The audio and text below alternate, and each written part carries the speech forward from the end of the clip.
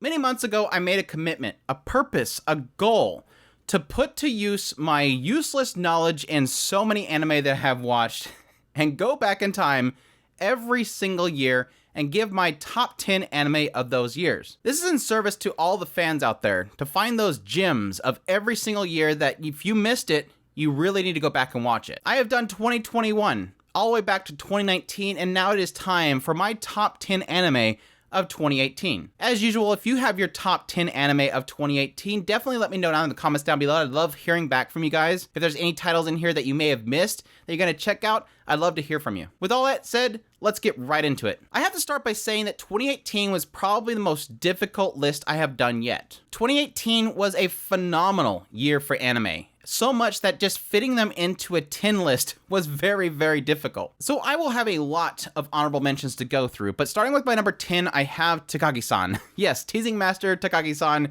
was an absolute joy for me when it first aired. Now, I have argued that with Season 3, I started getting fatigued with this concept, but make no mistake, Season 1 was absolutely fantastic, and I highly recommend the series. For those that are unfamiliar with the series, it's pretty much the origins of the teasing girl genre. If you watch something like Don't Toy With Me, Miss Nagatoro, it's basically that in its simplest form. Less, not getting so much into the raunchy and ecchi kind of stuff. Teasing Master Takagi-san is essentially puppy love. This idea that there's this one girl, Takagi, who is obviously in love with Nishikata. And the way to get his attention is that she teases him. But from the vantage point of Nishikata, he believes that Takagi's just trying to make his life miserable. That she's not teasing him, that he doesn't know that she likes him. So he's made it like his goal to beat her at the games that she plays against him. And whenever he fails and she gets what she wants, he'll go home that night and actually do push-ups for every time that she teased him and he fell for it. And again, being from a vantage point of these young kids and this idea of puppy love, it's just so adorable. I just love these two. They're so cute together, and you just want to root for their relationship to happen. You want Takagi to get what she wants, which is his attention. It is so adorable. I love it to death. I highly recommend it, especially if you like this whole idea of the teasing girl genre. And yes, you technically have 2 more seasons to follow it up, plus a movie, which I cannot wait for. For my number 9, I have Mitsuboshi Colors. This show was an absolute gem for me. It's basically about 3 girls who just have fun in the city. They have this one park they go to, they have a base set up there, and they just try to have fun in amongst everybody else that's there. They have this whole period of time where they're playing this zombie game, and they're going around handing notes to people saying that there are zombies, and everybody kind of gets swept up in the moment, and they get kind of pulled into their little imagination game. It's just so much fun watching these 3 kids just be absolute goofballs, and constantly this police officer that's at this police booth constantly getting pulled into their shenanigans. It's just too pure fun. I would equate it to something like Nanan Biori, but in the big city setting. It's kind of like that, making fun of the mundane stuff. Moving on to my number 8, I have Otaku. Love is Hard for an Otaku. This was a fantastic series. I know that a lot of people argue that many anime, light novel, manga, are all focused around young characters. They're always kind of early teens, and a lot of romance is centered around harems and young characters that don't even understand love. Well, Love is Hard for an Otaku changes that. These are characters that are actually in their mid-20s. They're adults, they're working for a living, and they're finding love. Now, the thing that obviously creates a little bit more of a connection with these characters being adults is that they are otaku at the same time. And it gets into the idea of what is it like for people that are, adults working, trying to find love when they're technically geeks. And that's obviously where I and many other people found just so much good in this show. These characters are fantastic. They're just fun to be around. Again, they're dorks. They like the things that we like. Video games. Some of them are into manga. Some of them are into BL. Some of them are into yaoi. Some of them are into cosplay. They're just kind of us, just trying to find love in a business situation. And it's just really a joy to watch. And the romance that they got into sometimes feels very soft and very surface level, but later on it does get into some really good stuff that I really, really enjoy and that were very impactful scenes for the characters. If you like romance, if you're a geek, obviously you're a geek because you're watching this video, and you just want to watch, mid-20s characters that are actually finding love in an adult setting and not always being in school, definitely give the show a shot. Moving on to my number 7, I have Zombieland Saga. My gosh, Zombieland Saga has always been a fantastic series. And yes, I will always argue that it's because Kotaro. Kotaro just makes this show. This guy that is just an absolute goofball and just yelling and screaming about things and trying to get these characters in order to do things. I guess I should tell you what Zombieland Saga is in case you have not watched the series. It opens up following a girl named Sakura. And she is about to leave her home. She's really excited to go to school. She's listening to her favorite band, her idol group. And she runs out to leave home to go to school, and she gets hit by a truck. Just boom, done. And crazy death metal music plays, by the way. But cut to her waking up. She's now a zombie. She has been revived as a zombie, and she's working for this guy named Kotaro. And Kotaro is this producer that's reviving different professionals from history to be all a part of his zombie idol group to save this district. Yes, Sakura is dead, and she's now a zombie. You have, like, this one girl that's, like, used to be a part of a biker gang. She was revived. You have, yes, an idol from the past. You have, 70s idols. You have even, like, Yuguri, who's, like, way further back than that. It's just different girls that were popular idols or significant singers or whatever from their timeline that are all being revived and put into this idol group for this guy named Kotaro. And so obviously you have a lot of the goofy things that come from being zombies. They're very pale, so he has to do a lot of makeup on them to cover it up. They'll do headbanging and their head will just kind of flop. One character's head keeps falling off completely. It's just all these goofy shenanigans that come around these characters being zombies and them having to cover up for it, but still gain the popularity and the eyeballs of people and become popular idols. And I thought it was a lot of fun. I absolutely love the characters. Like I said, especially Kotaro. There's just a great cast of characters. There was so many fun parts, like the whole rap battle they have at some point. This one girl's obsession with Tomodachi game, the Tomodachi game, little handheld Tomodachi games. It was so much fun. And it was done by MAPPA, so it looked pretty darn incredible. There was some CGI usage, but other than that, it was a really good show. I really love the character designs as well. Moving on to my number 6, I don't think a 2018 list will be complete without, yes, Overlord, because we technically had, I think, 2 whole seasons in that season. Now, I will say I'm with a lot of people where the later parts of season 3 looked rough. The CGI and stuff was very rough. And these are technically the 2 very controversial seasons. We get into a lot of Momonga being kind of dark. Like, this idea that this character that is supposed to be our main character is doing things that are kind of unsettling. But I've still always loved the concept of Overlord, ever since the beginning of it.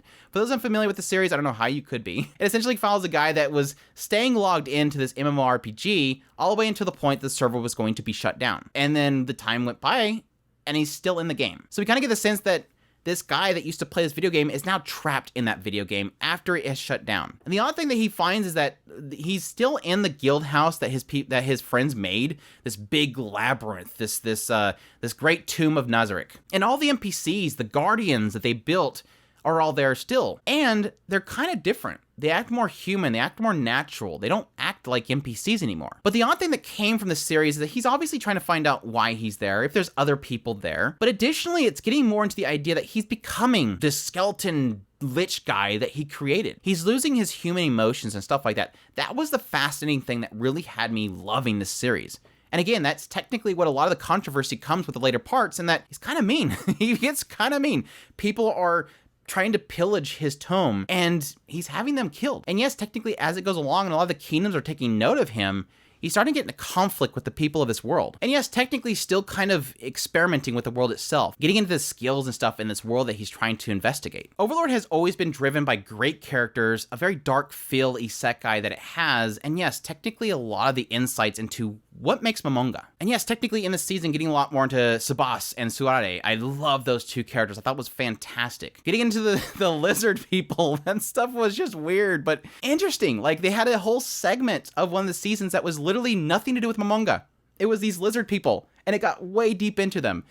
There's a lot of world building in this entire series that I've absolutely loved. Moving on to my number 5, we have A Place Further Than the Universe. Yes, this series was quite a surprise for me. It was honestly, I think a lot of people were very surprised by this series. It was an original by Madhouse that I don't think really had much coming out of it. It was just this idea of this girl wants to go out there and do something. But I think there was 2 aspects that really sold me on this series. That was just kind of, yes, some phenomenal animation, a lot of artistry that was kind of put into the series, but just really great characters. It essentially follows Mari, who's kind of in a slump. She feels like she doesn't want to make her youth be a total waste. And at some point, her attention is drawn by Shirase, this girl that desires to go to Antarctica to find out the secrets of her missing mother. And Mari jumps on this opportunity, like, this is my opportunity to do something with my youth, to not waste it away. And so it turns this whole campaign of her, along with Shirase and several other girls that are all getting dragged up in this trip to go to Antarctica for this expedition. And like I said before,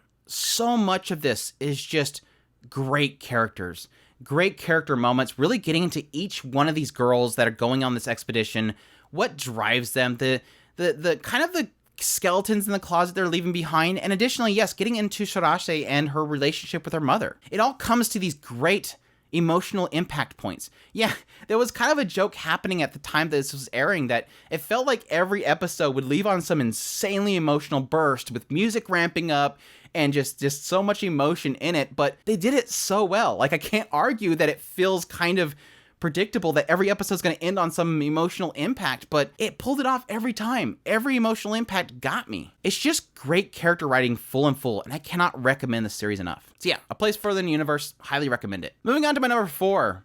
Now this is a surprise for me, honestly, and it's odd that it's a surprise, but I'll get into that. Violet Evergarden. Violet Evergarden had a very rough release. Obviously, it was picked up by Netflix. I think only certain countries were able to have it weekly released.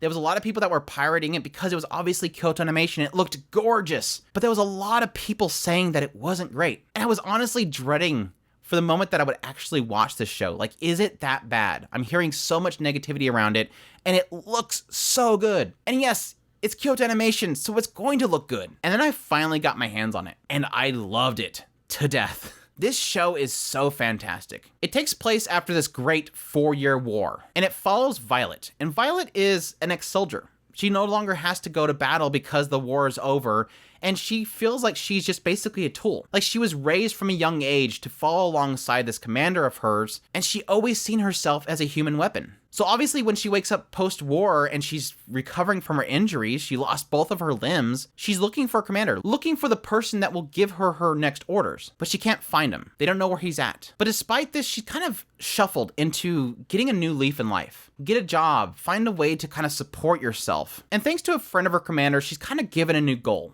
She's kind of dragged along to kind of bring her to this place that he works at, which is this postal office, where she's assigned to become an auto memory doll. An auto memory doll is somebody that basically writes letters for other people. But it gets a little more in-depth than just that. They're often hired to essentially write the letters that people can't write themselves, either because they're not literate or because they don't know how to express what they want to express. So this kind of turns into a series of stories where Violet will go to a job, meet somebody, they will tell her what they want to express to somebody else, a loved one, a lost one, a friend, different letters for different people, and she sort of has to take the information given to her and write the letter that they can't write themselves. But there's one big problem. Like I mentioned earlier, Violet is essentially a child soldier. All she's ever known is the battlefield. She doesn't know what love is. And yet so often she's given the task of writing about love. And this kind of turns this whole thing where Violet is sort of learning about love through this whole thing. And yes, constantly being reminded that she does not know where the commander is that she seeks to find so much. Now, I won't argue that every single one of these stories, every single one of these letters that she writes are phenomenal. There was a couple of kind of lulling points in this series, but it doesn't take away from the fact that this was so beautifully portrayed.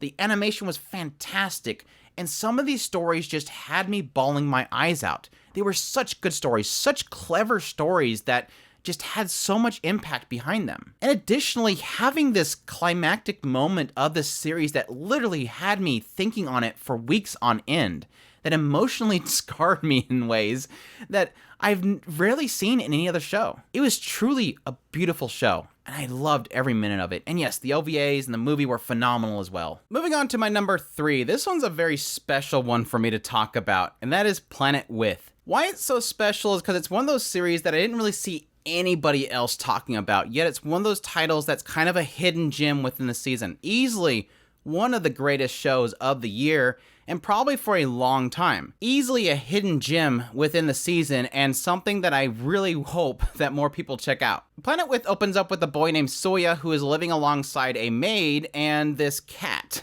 Now, Don't let that scare you away. It's weird, but stick with me. And what we find out is that these things known as the nebula weapons will show up at random locations throughout the world. And they're like these big, huge UFOs that people don't know what they are. They're almost like an alien invasion. And Soya will be consumed by this cat, and it will transform into this big, huge mecha thing. It's almost like a bodysuit mecha thing that he can fight in. And you would think, okay, Soya's gonna go fight this thing. This is obviously like, it's like an alien from Evangelion, like this big, huge thing that's obviously bad that's slowly approaching mankind. But that's not the case. Soya actually goes out there and fights against the people that are fighting these UFO things. There's a group of like 6 people that all pilot these huge mecha robot things to fight against it. And like I said, Soya comes in and kind of just demolishes them. So you kind of get a sense that we're following the bad guy. It really does feel like you're following the bad guy, but you kind of assume there's something that Soya's doing that's right. Obviously, it's not that Soya's bad, right? And that's like the conflict that you have early on. But as it goes along, you see other things about this world. These nebula weapons that are showing up, if anything touches it,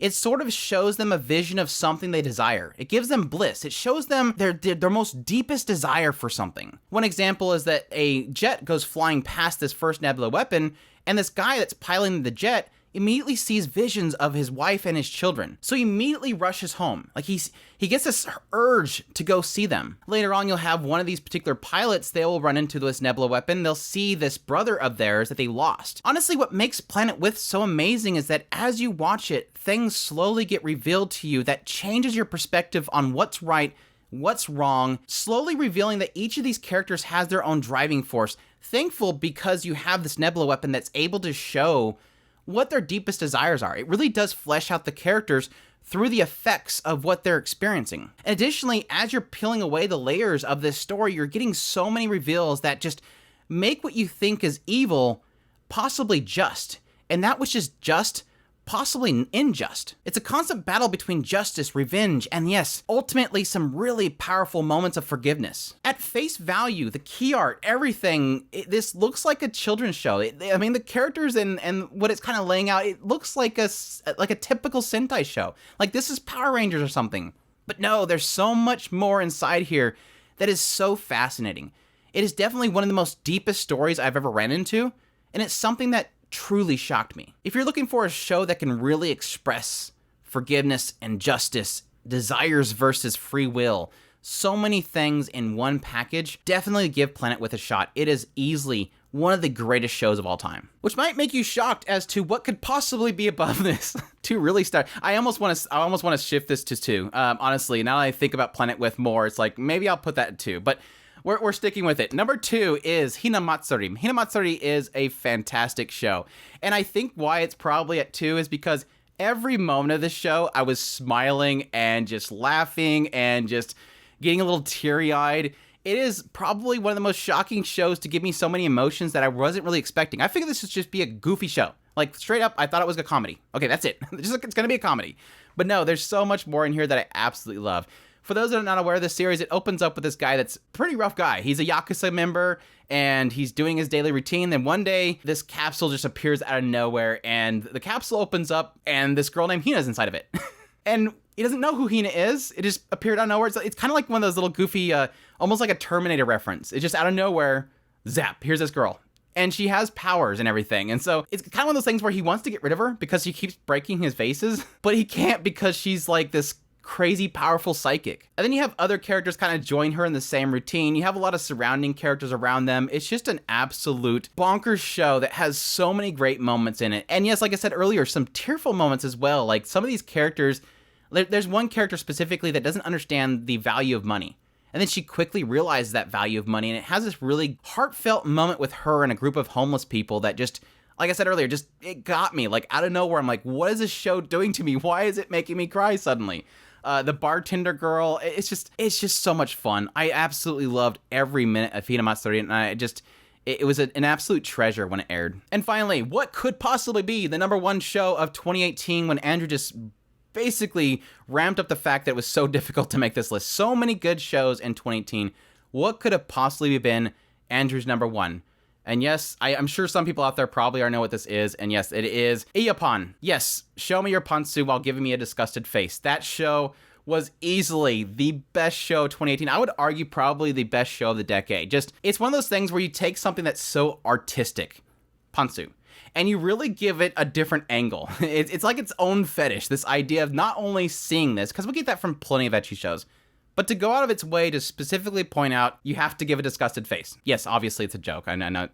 People are probably going to get tired of me doing the joke for the first one all the time. It's just fun to point out shows that, honestly, it was a goofy show and we had a lot of fun talking about it. But no, number one, easily the number one show of 2018 is March Comes In Like a Lion Season 2. This show continues to always be phenomenal. And it breaks my heart at this point because going back, one of the difficulties that I kind of face with doing these top 10 lists is that I'm going back in time more and more years, and I'm reminding myself of shows that I absolutely adored. And when I think about it, the further back I go, the more heartbreaking it gets that we haven't had a sequel yet. March Comes In Like a Lion was a perfect show. The first season was a perfect show. The second season was a perfect show. And now that we're easily 4 years out, and we do not have any sort of announcement for a third season, it breaks my heart. It honestly does.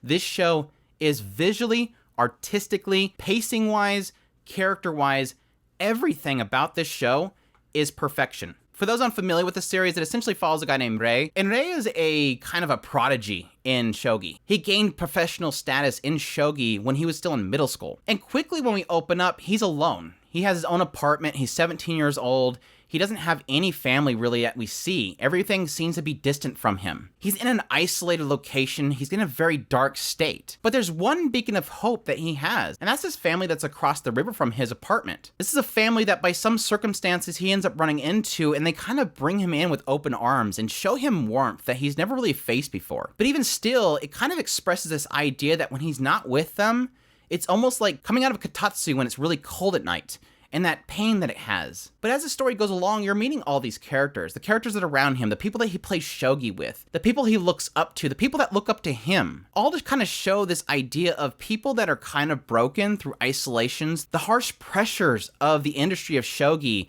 and the expectations that they have in Rei and other people around him that ultimately kind of crumble people. I especially loved in his second season having this one point where this guy that's a very well-known shogi player almost having the expectations of everybody that has left before him placed upon his shoulders. And it's this heavy burden. And Shaft, working on this series, did a phenomenal job of really artistically kind of portraying a lot of these emotions. Again, around Rei being very, very in a dark place. Again, the glowing warmth of the family he visits. And I'm not a huge fan of shogi, but every single time that they portray these competitions and what the characters are going through mentally, it's just beautifully done. And of course, getting into Rei and his family and his adopted family, the expectations that was put upon him, how he was pushed from his family. Everything was so beautifully done. And like I said before, it really breaks my heart that we have not gotten a third season of this because it is a phenomenal series. Enough that I think at this point I probably just need to jump into the manga because I want more of this story, and I don't think we're unfortunately ever going to get any more of that because obviously Shaft is too busy with Madoka Magica all the time. But that's it. That's my top 10 anime of 2018. I hope you guys enjoyed that list. My honorable mentions, like I said, because there's way too many good shows in this year. Darling in the Franxx, I know people didn't like it. I really liked it. Moe Mechas, obviously, I'm going to love it. High Score Girl, I wanted to put it in my list because I loved the show as a whole, but I will admit the first season was kind of weak. But I still highly recommend the series because it's a complete story and it's so fantastic. Obviously, Eurocamp was fantastic. It's a really nice laid-back show. Obviously, it's laid-back camp. Slow Start was super, super precious. I really did love that series. Hakume Tomiko-chi was a beautiful, artistic, very different storytelling there. It's like these gnomes that are in the middle of this forest. It was a really creative world that you got to dive into. Tadakun Never Falls in Love. It's one of the few romance shows that I kind of enjoyed. Irozuku, that show is so phenomenal. I really did love it. Now, the only reason it wasn't in my list is because the starting point of it was kind of weak. There's some significant lulling points in that series, but it has a beautiful ending to it that really did have me. Goblin Slayer, I love that show so much. I even went and checked out the manga. But yeah, that's a great series, and I cannot wait for more of that. Ancient Magus's Bride was technically in 2018. That's a really fantastic show. Again, another one that has lulling points, but I was really captivated by that world. Rascal Does Not Dream Bunagirl Senpai, obviously that's a good one. Again, another one that has some, there was one story in there that was a real drag, and I kind of need to go watch the movie still. And yes, SSSS Gridman, that was a fantastic show. I honestly didn't think I was going to enjoy it. The earlier segments of it wasn't really grabbing me too much, but like at some point in the midway point, it really just started taking off for me. And again, another one that had a really phenomenal ending to it. That's it. I'm going to stop there. There's so many more I can mention. But yeah, again, that's my top 10 anime of 2018. I hope you guys enjoyed this video. Again, if you can, go down in the comments down below. Let me know what your favorite of the year is. Or if there's any in here that you really do enjoy or you're going to be checking out because I mentioned it. I would love to hear from you guys. Additionally, if you want to support us more, make sure to hit that subscribe button. Share this video. Support us on Patreon or through our tips link in the description below. Additionally, you can click on that super thanks and support us through YouTube as well. Definitely appreciate you guys for checking out this video, and y'all take care.